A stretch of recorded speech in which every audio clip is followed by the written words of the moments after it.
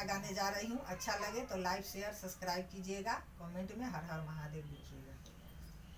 लाल लाल सुंदर बदन हो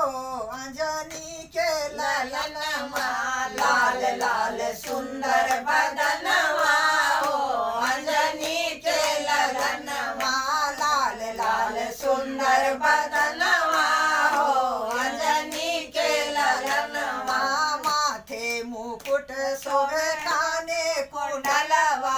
माथे मुकुट शोभे काने कुंडलवा लीलरा पर शोभे चंदनवा हो अंजनी के ललनवा लीलरा पर शोभे चंदनवा हो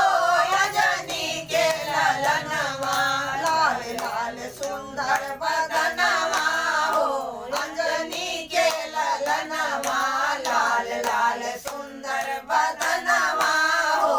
अंजनी के ललनवा काने जानवा शोभे गल रुद्रमाला काने जानवा शोभे गल रुद्रमाला अंगा में शोभे सिंदूरवा हो अंजनी के ललनवा अंगा में शोभे सिंदूरवा हो अंजनी के ललनवा लाल लाल सुंदर बदनवा हो अंजनी के ललनवा लाल लाल सुंदर बदनवा हो अंजनी के ललनवा एक हाथे गदा शोभे दोसर पहाड़वा